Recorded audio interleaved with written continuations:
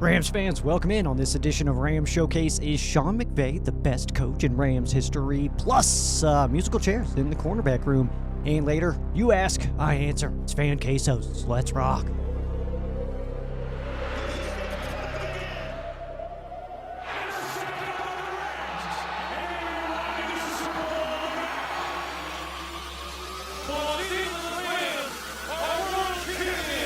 This is Rams Showcase with your host, Sheriff Joe Bags. Yes, welcome to it. Sheriff Joe Bags here, Rams Showcase, at Rams Showcase, at Sheriff Joe Bags. That's where you can follow along on socials, ramshowcase.com as well. We also do another show, by the way, that's more, I think, more consistent right now. But Tuna and the Sheriff, that is a live show, actually, that does stream on the Rams Showcase Facebook page, but also the First and Tuna YouTube channel, which we are definitely trying to pump the subs on there. So, First and Tuna podcast, make sure you check it out. I'll add a link no matter where you can hear or see me below, so you can subscribe there. Just some really good Rams chatter between myself and, of course, Tuna. So that's some good stuff. I think there's no messing around tonight. First of all, this is new studio. This is first show in new studio. I'm still trying to figure out how much I don't know. I don't know what I want to change yet, or if I want to change anything. I don't know. We'll see after this episode if things get different. I don't know what's going to happen, but I don't feel settled yet. So I guess that's probably part of it. So yes, this is the new studio. So what up, Sheriff Station, version 5 actually, which is kind of nuts to me. But anyway, no more messing around, man. Let's get into the business. Let's talk about Sean McVay. How confident are we in saying that Sean McVay is the best coach in Rams history? I'll begin this with my answer, which is a resounding yes, he absolutely is the best coach in Rams history, okay? He could retire today, and I think it would be solidified. He's already done it. He's already done enough. And I think that if he completely fell apart and he never took this team back to the playoffs, he would at least still be in the conversation with how his first 8 years went. That's how good I think he's done, how well I think he's done so far. He is second in games coached, but first in wins in Rams history. John Robinson has coached in 11 more games than Sean McVay, ahead of Sean McVay's 9th season, but Sean McVay currently has 5 more wins.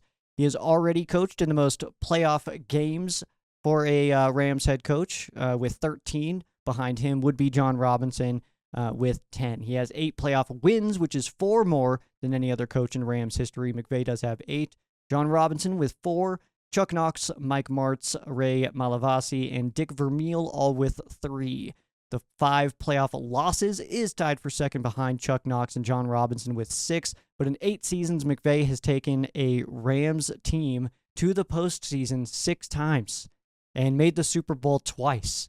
That is taking over for a team that did not make the playoffs for 12 full seasons, more than a decade, a dozen years of no playoffs. And Sean McVay has flipped that very aggressively. In first season, Sean McVay took the 32nd ranked scoring offense from 2016 and made them the number 1 scoring offense in the league first year. With the help of Wade Phillips transitioning the team to a young Sean McVay, who was younger when he became the head coach of the Rams than I am today, which started to make me feel a little bit weird, but, you know, whatever. Sean McVay's out here absolutely killing it. But Wade Phillips helped the Rams go from the 32nd ranked defense to the 12th best in the league. Year one. It was mainly not a coaching issue. We had the player, or it was a coaching issue. We had the talent. We had the players. Not a lot of roster changes happened year one. And that aggressively of a turnaround, man. Culture absolutely matters, man. McVay took the boring, dull, lame Rams and made them absolutely awesome. Immediately. He did it right away. The Rams were known for being bottom dweller, and then in 2 years, Sean McVay took a team that was a known bottom dweller, a known butt of the joke, won the NFC, took him to a Super Bowl. 2 years. Needed 2 years to do it. The Rams have had some really good coaches, and I'm not here to take anything away from any of these other coaches. I'm not, removing anything from John Robinson or Chuck Knox or Dick Vermeil to give it to McVay. Those guys are awesome. McVay, though, is just a different level. None of those guys had changed the team's identity completely like Sean McVay had. And I can't speak for a new coach coming in that far back. I was born in 1991, okay? I'm going to be 34 here next month. I haven't seen all of the Rams football, okay? That's I have not existed long enough to be able to do so. So I can only speak for more recent times in coaching transitions. And really the first one that I saw come in as a true coaching transition from paying attention to football was from Dick Vermeil, who I did not really see enter, to Mike Martz. Mike Martz was really the first coach that, as a Rams fan, I got to see a new coach come in. Mike Martz lost his first playoff game in year one, lost to the Saints. Mike Martz then would be the front pin in what was the strike that ultimately turned into the Patriots dynasty. He was that first Super Bowl win for that dynasty. After that, Scott Linehan went 8-8 in his first year as the Rams coach, which definitely not bad, but did miss the playoffs before absolutely crashing down to just 5 wins in the next 2 seasons. After that, Steve Spagnuolo, Spags, would show up, and not to be outdone. In his first year in charge, the Rams would end up with what many refer to as the single darkest year, the bottom, the rock bottom of the Rams franchise, the 2009 Rams, with a 1-15 record. That one win coming against the Detroit Lions, who won 2 games that year. So, rather riveting stuff there from Steve Spagnuolo, who would, in fairness, bounce back solid 7-9 season the following year, but then again would just be crashing back down, and then just had 4 wins in the following season. 2 wins in the following season. Then the Jeff Fisher era did begin. Jeff Fisher gave us a lot of really good memes in his time. In 3 of his first 4 seasons, he won 7 games, and that led us to a lot of 7-9 memes because of some of his comments that he made during Hard Knocks. I'm not going frickin' 7-9, okay? Edited for other for family-friendly audiences here, okay? And then as a person whose birthday is on July 9th, which has now been dubbed Jeff Fisher Day, 7-9, that's been rather fun. And a real fun meme that I get to be reminded of every time that I'm celebrating another trip around the sun, so that's rather fun stuff there. But Sean McVay, Jeff Fisher, obviously with those 7 wins this season, seemingly inevitable, that was just enough. 7 wins in a season is just enough to give us some hope, give us some we're right on the cusp, but not enough to save us from absolutely getting trashed all year long by fans of other teams at our favorite local sports bar. Okay. So Jeff Fisher was not able to push us over the edge. Then he did oversee the transition back to Los Angeles in 2016, where the team would ultimately finish with a 4-12 record. Bad times. Jared Goff was a bust. The Rams had absolutely no shot. Sean McVay enters the building.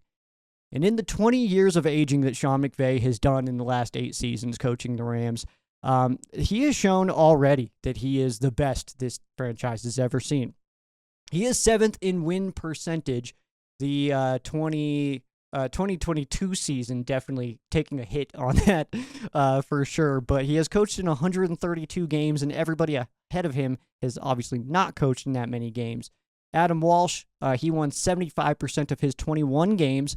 He is 1-0 in the playoffs, a championship coach for the Rams. George Allen, 74.2% of his 70 games, 0-2 in the playoffs. Hampton Poole with a 69.7. He won that many of his 35 games, 0-1 in the playoffs. Joe Stidehar, awesome coach, 68% of his 25 games he won, 2-1 in the playoffs, also a championship for Stidehar.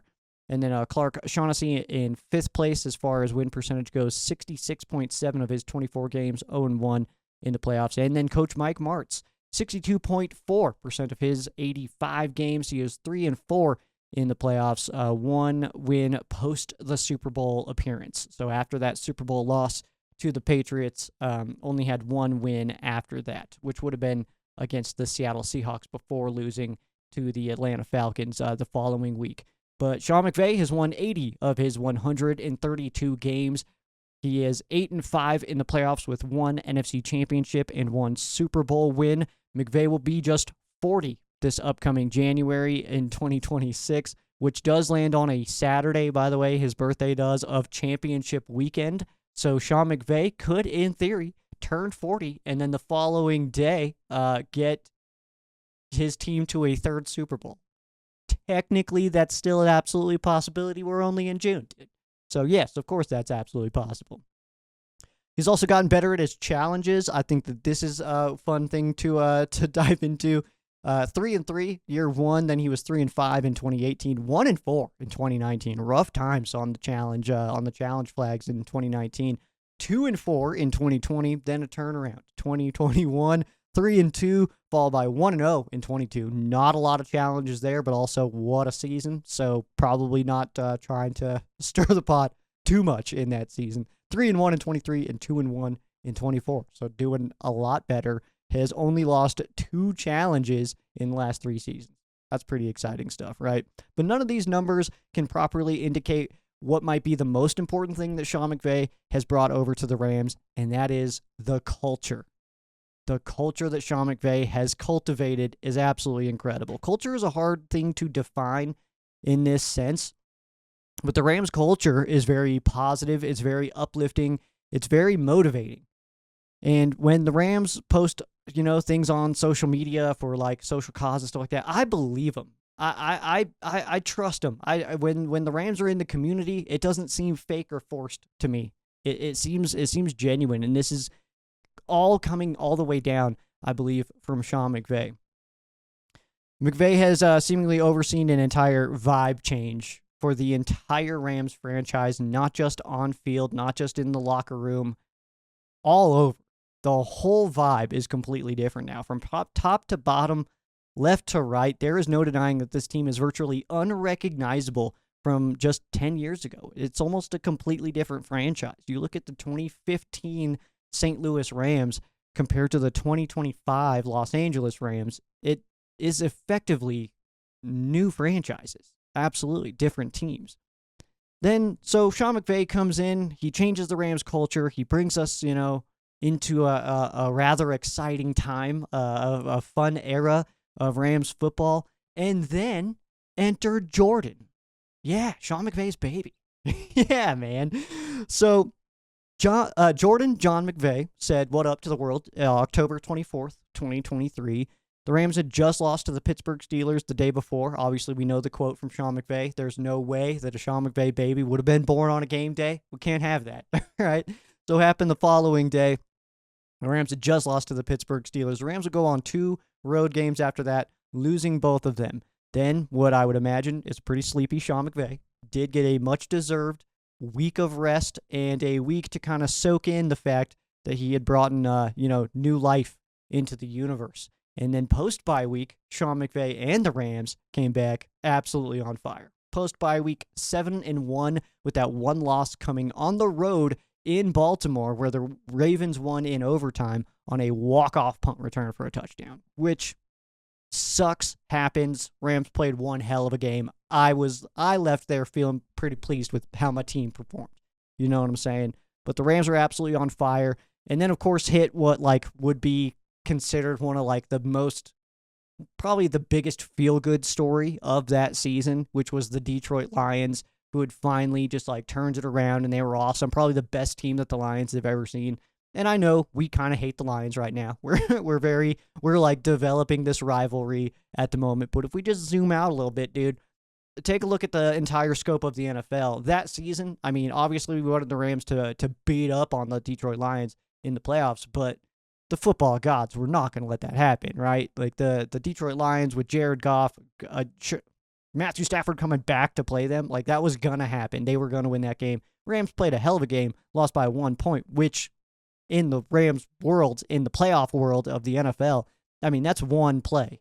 That's one missed tackle. That's one misstep on a coverage, and you play the following week or don't. You know what I'm saying? So the next season, after that, that would be last season. So that kind of brings us back to today. The Rams entered the 2024 season beat up, just dealing with a bunch of injuries, but absolutely rallied back to have one of the wildest situations for a playoff game in NFL history. The Rams absolutely just kicking the butt cheeks off the Minnesota Vikings in the stadium of one of their biggest division rivals, the Arizona Cardinals. Still absolute bananas to me. Absolutely love that story. It's one of my favorite games to watch. I rewatch that game. Like, I've seen that game, that Rams-Vikings game at State Farm Stadium. I've watched that so far this offseason probably 7 times, all the way through. I love that game. That's such a feel-good game. One of those, like going back and watching the Chiefs and the Rams play when all that stuff was going on in Los Angeles as well. And then that game, even being in Los Angeles, was crazy. So it's like one of those that just like, it just feels real good. And then, of course, the following week, the Rams giving the Eagles the only good game of their playoff run. You know what I mean? And that was it. That's where we're at right now. That's where we're at right now. But the way that the Rams started last season, I feel like if there is other coaches in place other than Sean McVay, I don't know if the Rams have it in them to turn that around unless it's Sean McVay. Sean McVay has quickly, efficiently, and assertively changed the Rams franchise for what could be a long time. And let's face the reality that this current era of Rams football is held together by one man, Sean McVay.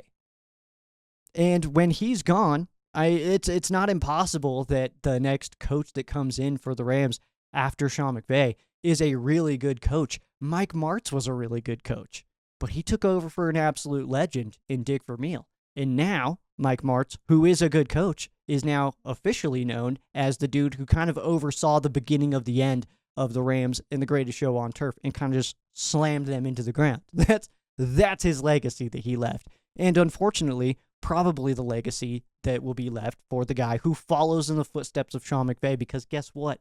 Those guys are hard to find. And to find one back-to-back like that, probably not going to happen, if I had to guess. Impossible to say, but you know what?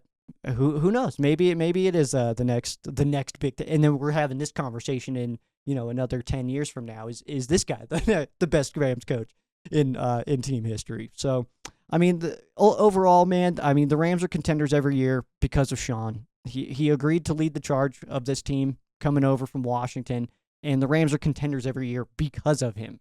There's been 1 year where the Rams weren't legitimately contenders. That was the year after we won the Super Bowl, a little bit hungover for the whole season. And then also just dealing with a bunch of injuries that year. We just got beat up. It was party times all summer, and then, then dealt with injuries. That was just not our year. But Sean McVay also looks back on that year, and he talks about how humbling that was and how much he learned in that season. How many other coaches do that? How many coaches open up about that if they do? I'm not sure, but I do appreciate that we got that information from Sean McVay. Rams have had some incredible coaches, and again, I'm not here to take away anything from anybody else. Some really, really good coaches in various buildings throughout different cities as well. But none of them have had the impact that Sean McVay has had and is having on this franchise. We got to just soak this in while we have it, fellas, because this won't last forever. Sean McVay is absolutely awesome, and in my opinion, the best coach in Rams history. Let me know what you think. We'll be right back after this break. The Rams Showcase.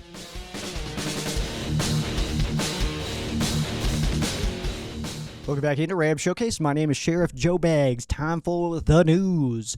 First and foremost, Rams do announce left tackle A.J. Jackson once again is dealing with some blood clots. Jackson did deal with this in 2022 and is expected to play this season. Obviously, A.J. Jackson, Alaric Jackson being that left tackle. Very important position on the Rams' offensive line. Obviously holding it up for Matthew Stafford's blind side there. But ultimately, we are dealing with human beings. And hopefully, first and foremost, the human being of A.J. Jackson. Hopefully, he's going to be good to go and has a long, healthy career and post-career life. Because A.J. Jackson, absolutely a pinnacle human being. Also, the Rams waive cornerback Darian Kendrick, who missed all of last season, his third season, due to a torn ACL that he suffered in the first week of training camp. The Rams then re-signed Darian Kendrick in what ended up being just a salary cap move. Rams roster currently sits at 87 souls, which means it is absolutely on the table to bring in more help, whether that means free agency or a trade. And yes, a trade is still being rumored for the Rams involving the Miami Dolphins and cornerback Jalen Ramsey's possible return to the Rams. In what might be a hilarious move, there's actually some speculation that the Rams, with the addition of Terrence Ferguson in the tight end room, could be possibly looking at trading somebody like a Davis Allen, fourth string tight end, to the Miami Dolphins in exchange for Jalen Ramsey, maybe pick included, depending on also the dollars that are, I think, the holdup in a potential trade between the Dolphins and the Rams involving Jalen Ramsey. I don't think that the Dolphins fans would find this as funny as we do, but it would be a little bit like, yeah, we got you back. Just a little bit, you know. The Rams also signed 3 free agents for the trenches. Left tackle DJ Humphries joins the Rams. That happened right around the time that we got the A.J. Jackson news. Right tackle David Quessenberry signs with the Rams as well, giving some more depth ahead of Hawaii, which is where they are at as a time of recording. And Quessenberry as well, getting a lot of really high praise from Sean McVay. That is something to note. That is one of the things that I've caught on with Sean McVay in my time of covering the Rams on Rams Showcase and before that as just a writer, is that, well, he wasn't there when I was just writing. You get the point. But that this team, especially under Sean McVay, will give us a little bit of hints on who might be sticking around and who might be getting a bigger role than we maybe expect. Not necessarily saying that Quessenberry could be in line for a starting position, but I'm starting to anticipate that he could stick around on the final roster. Also, Decarius Hawthorne, the defensive tackle signing for the Rams to give some other depth up front as well.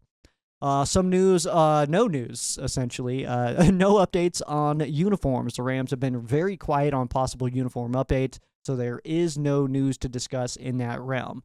What I'll say is we've seen a lot of Navy hints on graphics as well as attire worn by the team, coaches, equipment people, all that stuff, but nothing has officially has been stated on when we will see these uniforms. There is also no word on whether we will see just the rivalries uniforms, which already have been confirmed, and an alternate uniform, another side uniform for the Rams to kind of pair in with the bone as an alternate. But there are some people that think that we are getting both, that we are getting the rivalries uniforms as well as an alternate. There's also people that think that we are just getting the rivalries uniforms, and they are very firm on their positions, and they will argue with you about it. So heads up. Former Rams transactions here. Running back Cam Akers signing with the New Orleans Saints, probably to get traded to the Vikings, I'm assuming. They're already probably trying to make those phone calls. That's what they do. Robert Rochelle signing with the Dallas Cowboys, former Ram, former Packer. I think he's played for one other team, and now off to Dallas. Greg Zuerlein, he has been waived by the New York Jets and does remain a free agent. Zuerlein is 37 years old, which is younger than Matthew Stafford, of note, and there is no evidence that he plans to retire. So not sure what's going to happen with Young Jeezy, which was always my favorite nickname for him. Tell me yours. That's my favorite one. I think that's so funny. Greg the Leg, fine. That's very sixth grade nickname. Legatron, Pinnacle, that's absolutely incredible too. But yeah, something about Young Jeezy I absolutely love. I just wanted to hit this note as well. Some guys that I think that you should watch out for that not a lot of people are talking about. I'm just going to throw this out here. I don't know, just hit me. I wanted to do this. Humor me, all right? I'm stating this in June. Guys to watch out for, okay? Jordan Whittington. Be on the lookout for Jordan Whittington, man. This guy fits into the Rams offense so perfectly. I think Sean McVay is going to be cooking something up. Tutu Atwell. Also, fully guaranteed contract. Look for him to do something cool. Blake Corum. Blake Corum's a good player, man. I feel like the addition of Jarquez Hunter made us forget that Blake Corum is a really good running back. He's awesome, so look out for him. Nick Hampton. Underrated, I would say.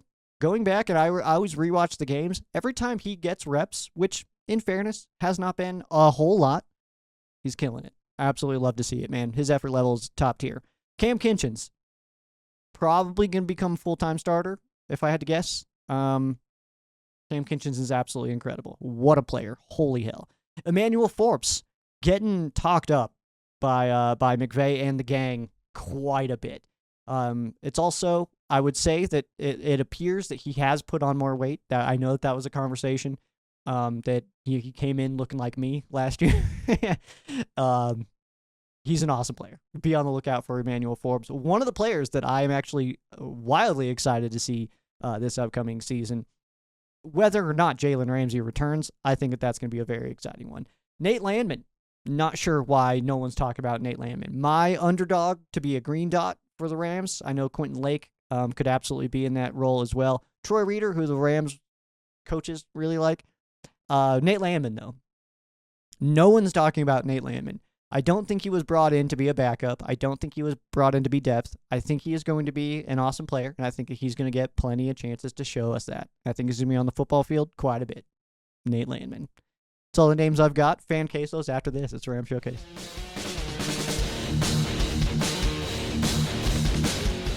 Welcome back in, Ram Showcase. My name is Sheriff Joe Baggs. Before we get into our Fan Quesos, I did just want to mention something really fast, and that is that a lot of the Rams universe right now is talking about one very specific thing that's happening in the hometown of the LA Rams. You may have noticed or not noticed at all that I did not discuss this topic. It's not that I'm trying to avoid anything. It's simply put that I don't even know how to word this. I didn't really plan for anything, but I'm just going to try to make this make sense. If you agree with me, cool. If not, that's also cool. We're just here to talk some Rams football. But what I'll say is I have no intentions of ignoring or just blowing stuff off. But I am a dude in Colorado who works 2 jobs and doesn't really know what's happening, to be completely real with you. All right? My opinion or thoughts on the subject, I don't feel like are relevant.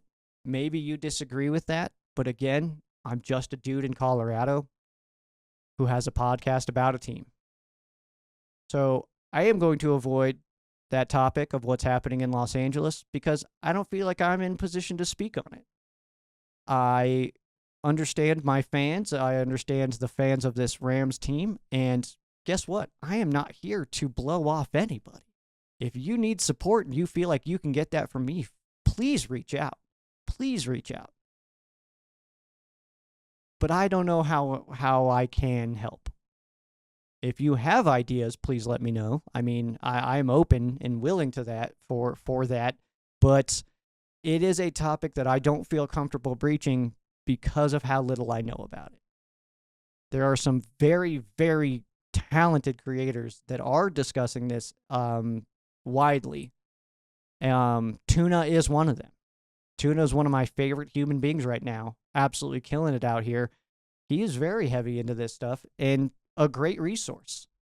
So I would say, he is somebody to possibly reach out to. And again, if I can help, you let me know. I don't know how to.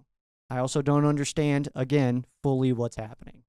I will also not bash the Rams team and tag them to post about it because social media isn't real life.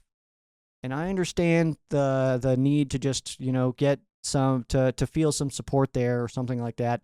But when we also see the comments that are under the stuff just like the Pride posts, why would they even try? Social media is not real. And in reality, posting about things that are divisive in any way just leads to fighting. So I don't dislike that they haven't said anything, but also I wouldn't be upset if they did. I just don't think it's relevant to the problem. So no, I'm not going to tag the Rams and say they need to post about what's going on in Los Angeles. I don't think that they need to. What does that do? What does that help? Their engagement numbers on social media, it's not a real place.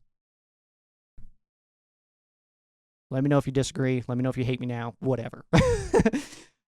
Fan Quesos. Let's talk about it. All right, these first 2 are going to come from Rams House. We're going to start on the YouTube channel. Then we'll hit over to the Facebook page where Ed Wynn, emphasis on the win, has dropped a few as well. Rams House. Whose house?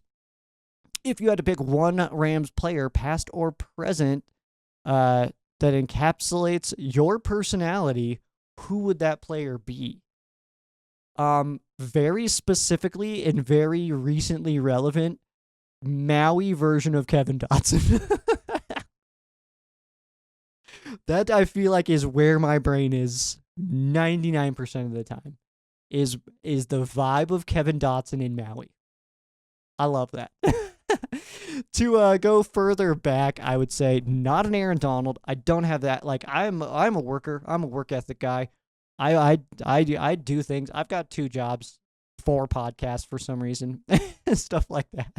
When it's time to get some stuff done, dude, let's go. Let's get this stuff done. I moved and it was like I'm sweating and like well, let's finish. You know what I mean? So let's just get rolling. But not to the level of an Aaron Donald. I don't talk as much trash to be like to connect with like a Jared Verse. Maybe, I don't know, man. I almost want to ask y'all this. I feel like I'm not introspective enough, but you guys see me more. I feel like than I see me. That probably doesn't make any sense, but I think it does in some ways. So you watching my show, watching me talk about the Rams all the time for the past, this is season 10. I would ask that question back to the audience of what player do you think resonates with my personality the most? Next one here from Rams House. What would it be like being co-workers with Jared Verse and Byron Young? Jared Verse, I feel like, first of all, would have to be in some kind of sales role. I think that he's just like that feels like his personality type. If he had a normal job, he would be the dude, like the buffest dude at the Kia dealership. You know what I mean? Like he's got that energy to me. But he's an incredible football player, so he didn't need to go that route. Byron Young, I feel like, is like, I don't know why I'm going dealership. I never worked at a car dealership. I've never even almost worked at a car dealership, but I feel like Byron Young would be like a finance guy. He would be setting you up and be like, "Oh, I can actually let me do some stuff real quick. I'm gonna get you a good deal on this. Or I'm gonna get that payment down for you." I feel like he would be doing that kind of stuff while Jared Verse is out there just absolutely bombarding these poor souls that are trying to look at a Sorrento. So that's pretty cool stuff. But in my job, if I had to say that they were coworkers in my job, I don't know, man. I feel like we would mess around too much. Me and Jared for sure. Like we would not get enough done because we would just be chatting the whole time. Byron would get frustrated with us, I think, though. He'd be like, "Guys, we need to get this done, though." And we'd be like, "Shut up, nerd." I don't know. I don't know why that's what I go to, but I'm gonna call Byron. I'm gonna tell Byron, "Don't shut up, nerd." Yeah. That's what I'm going to do. GP Shadow says, what do you think our biggest concern? Who do you think is our biggest concern in the NFC West this season? Killer question. And I don't know if many people will agree with me. I think it's the Arizona Cardinals. I think it goes Rams, Cardinals, Seahawks, Niners. I think the Niners really do have a year much like they did last year. And a big part of that, I'll say, I don't know if I've said this to anybody yet, but I think that a really big part of my distrust of the 49ers being able to bounce back is McCaffrey. I think that his injury from last season, it's going to be a little bit more lingery than we maybe thought or maybe expect. There's something about this specific time, this injury, that it seems like, ooh, that's a little too many of those, man. That's tough. That's tough to get back to where you were based on that. So I think that. And then also, you lose a Debo who, in fairness, runs like half the speed that he used to be able to now. I don't know if you've seen those clips of him in Washington. Don't think that he's going to have that much of an impact out there. But obviously, it is a hit in some capacity there. You also got Ayuk, who's unhappy. I don't even think he likes the 49ers. He might hate the 49ers more than we do at this point, which is crazy. But, yeah, there's just too many moving pieces like that I do think that the 49ers are going to take a dip down. The Seahawks, I don't think are going to be great, but I do think that they can be better than that. You bring in a Sam Darnold, who I think we're going to all be like, oh, it was Minnesota that made him look good. You know what I mean? Because the last 2 games of the season, you're only as good as your last game, right? Which his last game was against the Rams, where he got his soul destroyed. So, and then you look at the game before that, where it's like, need a win. You get first seed. You get a whole week off if you can win this game. Free week, dude. Free week if you can win this game. Looked terrible. Looked absolutely terrible. So I think that is, I think he is who we thought he was. Dennis Green, what up? And then I think that we see the Seahawks do like maybe like a 7-win season. Arizona, though, something interesting about them, man. I don't know what it is. I am not a Kyler Murray truster. I don't think he's very good, but I just think there's something about that team. The defense is looking pretty decent. So they've been adding some players, and I think that's going to be. I think that they're going to be below us at least. I mean, just below us. I think everybody's going to be below us. I think the Rams, I don't know, man. Maybe it's me just being a Rams fan, but I just feel like this Rams team is like so much better than everybody else in the division right now. And it's one of those things, man. You look around the like the landscape of like the just NFL media, right now. It does feel very much like the Rams are not getting a lot of attention. I mean, I know that there's certain people out there. Rich Eisen's very high on the Rams. Colin Cowherd is really high on the Rams right now. But it seems like, I don't know, the Dan Patrick show, what was it? Fritzy was the one that said that he thinks that the Rams are going to be like a disappointing team this year. And I don't know, man. I do my best to try to see things from the outside perspective. I try my best to zoom out and just kind of be able to take a look at this Rams team for what it truly is. And I don't see it. I see this team as one of the biggest competitors in the NFL this year. One of the, I would say, 4 or 5 teams that can win a Super Bowl. I would put the Rams into that conversation. And that's me doing my best to remove myself from being a Rams fan, being surrounded by all this stuff right now. You know what I mean? Like sitting in the room that I'm sitting in, I know it's hard to take it serious when I'm like, I think the Rams might be pretty good this year. It's like, yeah, duh, dude. Look at you. Look at what you're sitting. Like, oh, do you? You know what I mean? Like, so it's one of those. So, but I'm feeling really good about this year, man. I don't see anybody in this division that I feel confident can really make us take a run here. I don't think that Brock Purdy's very good. I don't think he elevates his team very much. And then I talk about, like I said, Ayuk hates the Niners more than we do. McCaffrey's knee is absolute just Swiss cheese at this point, man. He's got girly knees out here. So I don't know. I just don't necessarily see it. But the Arizona Cardinals are doing okay, but I also don't like their coach. I don't like their quarterback. So I don't think they're a playoff team. I do think the Rams are the sole playoff team out of the NFC West. Moving over to the Facebook page, these questions coming from Edwin. Emphasis on the win. What up, Edwin? Says, I've been waiting for this for a long time. Missed you, man. Missed you too, dude. It's been a bit. It has been a bit. I just moved. I am very tired. But good news, by the way. I guess I'm just telling you, Edwin. Everybody else, close your ears. I'm kind of jonesing to bring back the live streams on game days, like leading into like when I'm heading to the bar or to the homie's house. I think I want to try to bring that back this year. So heads up. All right, everybody can come back. Edwin has more information than you guys now.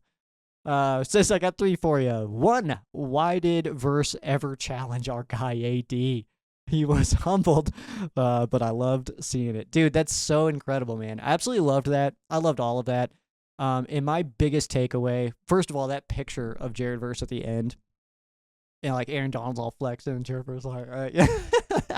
That was so funny, dude. That's one of my favorites. But I will say that I love it for so many reasons. I think that we're in a position right now where Jared Verse is very much on his way to being Defensive Player of the Year. I mean, it's a matter of when, not if. I mean, it's a matter of him having the kind of season that we think he can have compared to what other seasons other people have. You know what I mean? So, like, if Myles Garrett goes absolutely off or a Watt goes off or something like that, you know what I mean? But Verse is going to be, I think, in those conversations every year.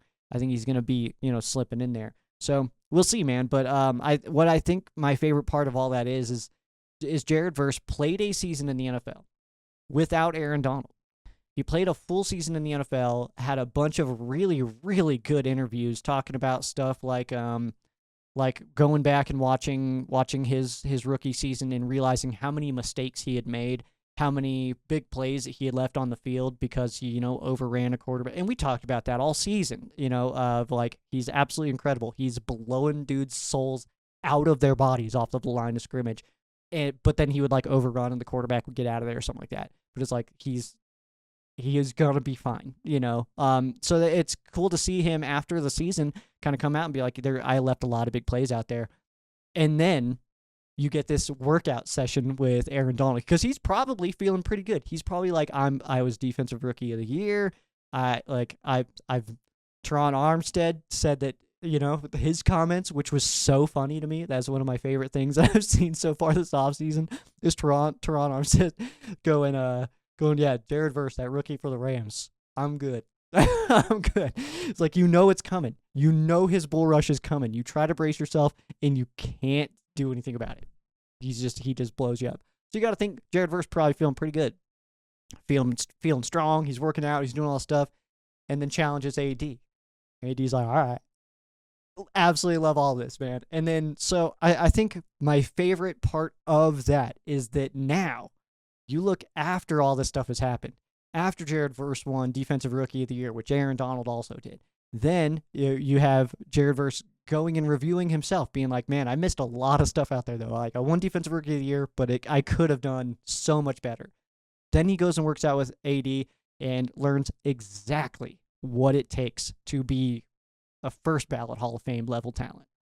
That's what I love about it. That's what I love the most about it, is that the timing of it, Jared Verse being so incredible, understanding how he can get better, and then working out with AD and being like, oh my God, that's what it takes.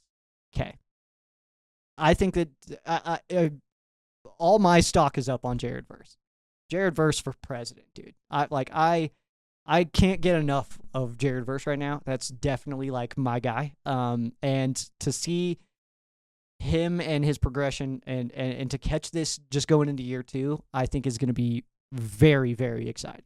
So I'm fired up for it, man. I absolutely love all of this. I understand too, it's like all in good fun that they're out there just being silly gooses and just having a good time, challenging each other and being strong dudes.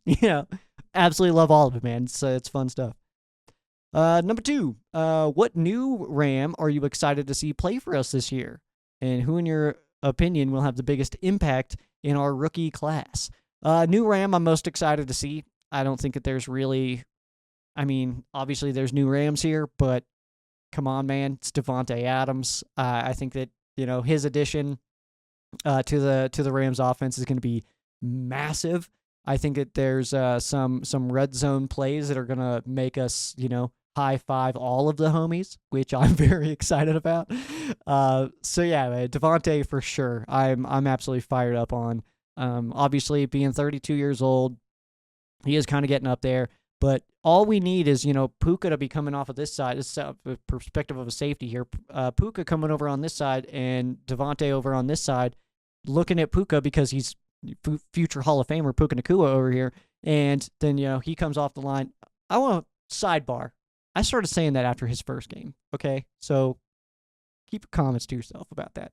Future Hall of Famer Puka Nacua. I said that after the Seahawks game. Year 1. All right. Miss me. Anyway. So all we need is, Puka to come off this side, Davante over here, and then just one little cut from Davante over here where an eyeball goes over, because he's got to look. He's got to look over here. He's got to make sure that he's okay. Meanwhile, Puka's destroying somebody's soul at corner, so, and then you got to try to go help him. And even if you do, he's going to make a catch that we're going to watch on SportsCenter for the rest of our lives. That's just the way it is, man. So definitely Davante. I think that his addition, like I said, is going to be absolutely incredible. What a spot for Puka to be in, man. He comes into a Sean McVay-led offense with Matthew Stafford at quarterback, learning from Cooper Kupp, and then Davante Adams. Does anybody have a better situation than... Of course he's good. Of course. You add a little bit of talent into that, and that guy's going to kill everybody's soul. Love it, man. Love it. And who, in your opinion, will have the biggest impact in our rookie class? There is a rookie I like the most, and a rookie I think that will have the biggest impact, especially year 1, and they are different names. The rookie I like the most, who I think will have a very long-term role in this defense, is Poop Hall. I'm very high on Chris Paul Jr., and I think that his addition to the Rams defense is going to be very felt. And I think that could be a bit of a slow start, but I think that once he catches on, it's game over, dude. Game over. Him and Landman, that's who I want to see at ILB, and yeah, I think that'll be really fun. But who do I think is going to have the biggest impact this year? I'm going to go with Terrence Ferguson. I think that Ferguson his play style is a lot like Tyler Higbee. and I hate to say this because I love Tyler Higbee, but I would say that it's a younger, more athletic Tyler Higbee. You add both of those things in, and if he can pick up this offense and truly understand what Sean McVay is asking for and what Matthew Stafford wants him to do, as long as he keeps playing his game, Terrence Ferguson is going to be a damn good player for this team. Like, feels like obviously no one's a guarantee, and let's see him in the NFL first. Let's see him play against, live action first. But Terrence Ferguson just feels like one of those guys. It's going to be, when we're talking 3 years from now in your fantasy draft, pencil him in as a top 4 tight end. You know what I mean? Like, he's just going to be one of those guys. I think that we're getting to this era right now where we're seeing the tight end. We're seeing the transition in the tight end world as far as the NFL landscape goes. Travis Kelce getting older, doesn't look as good as he did. You know what I mean? George Kittle getting older, didn't look as good as he used to. Stuff like that. Obviously, like Gronk gone, stuff like that. But I think that we're starting to see a little bit of a new era of tight ends come in, and I think that Terrence Ferguson's going to be one of those guys. I think he's going to be one of those dudes you just know every year is a top 3, top 4 tight end in the NFL. It just feels like that's what he becomes. Maybe I'm wrong, and if I'm wrong, whatever, it's cool. But based on what we've known from him, it does seem like that's the direction that he's headed. And in fairness, man, I like all 6 of the Rams draft picks, and I think that all of them have the possibility to have an impact. Mumpfield is one of those interesting ones that I really like, but he does seem very raw right now, and the fact that he's coming into a room that's just absolutely loaded with not just great players or good players, superstars. I mean, he's in a room with Devontae Adams and Puka Nacua. It's like, when you come in as the last pick of a team's draft class, and these are the guys that are ahead of you, that's tough, dude. And then you also, behind that, you get Jordan Whittington and Tutu Atwell. Those are the tier 2 Rams wide receivers. They're great players as well. You got Xavier Smith out here. Like, you got good players that you're trying to compete with and also get better with. And that's a tough spot to be in as a rookie. But I think that his play style, as long as he can stick around, keep on working, keep on getting better, I'm actually really excited for what Mumpfield can do in like year 3. I don't think it'll be this year necessarily. It might. I mean, who knows? Injuries happen. The reason we saw Puka Nacua just absolutely light it up game 1 was because Cooper Kupp was hurt. So, I mean, absolutely, things can happen. We hope not, but that's why you need so many players and not just 44. You know what I mean? Like, send them out there, just 22 dudes just out there just doing their thing, like that can't happen. So, but I think that ultimately Terrence Ferguson, lock him in, dude. I think that this guy's absolutely incredible. I think he should already be in the conversation for one of your top tight ends if we're like talking fantasy world. I'm not a big fantasy guy. I don't really care about that. The Rams could win every game 3-0. I'll be fired up. Dubs are the most important stat to me. Screw your touchdowns. I don't care. Just get the dub. Like, don't care who it is. As long as they're wearing Rams helmets, I'm cool with it. Let's see here. And then final one from Edwin here is going to be, says, I got me and the boys tickets to the Rams versus Chargers preseason game. Nice. Will you be there? I will not be there, unfortunately. I would be at every game if I could, but dollar bills don't allow that kind of freedom yet. You know what I'm saying? So I'm also in a weird spot, man. I really, really want to go out to a game this year. The plan out here for our squad, the Colorado squad out here, is the Rams-Bucks game. That's an Aaron Donald celebration game. It's prime time, so that one definitely is the one that we're all targeting to go to. I am also in a position where I am rocking 2 jobs again. I'm trying to get some stuff, settled out and all that stuff. But ultimately, I'm in a position where I'm trying to save money to move to LA. I'm sick of talking about it. I'm sick of being like, oh, one day I'll do that. Time to start taking some action steps. And if that means that I need to miss a game or 2 of traveling out to LA to take that money and put it away towards being in LA permanently, that has to be the decision. You know what I mean? So it depends on what I'm making, what's coming in, what's going out, where, what's going, like student loans are $1 billion, dude, out of nowhere. and like stuff like that. So it's like I just got to make sure I know what's going on. If I can work it out and can make it happen in a smart and sensible way, absolutely, dude. I'm on there, dude. Absolutely. Love going to Rams. There's nothing more in the world that I love more than a Rams game day, and especially if I can be there in person with my boys, dude. So, I mean, obviously that is pinnacle living right there for Sheriff Joe Bags, but ultimately I want to get out there full time and be able to go to every game. So if I need to eat one or two in the next year or two to be able to get out there full time and just get season tickets and be there every week, that's a decision that I got to make. So that's where we're at right now. So no preseason games. That won't be the case for sure. So but have a killer time, dude. Have the friggin' best time and send pictures for sure. That's absolutely awesome, man. Text them to me for sure.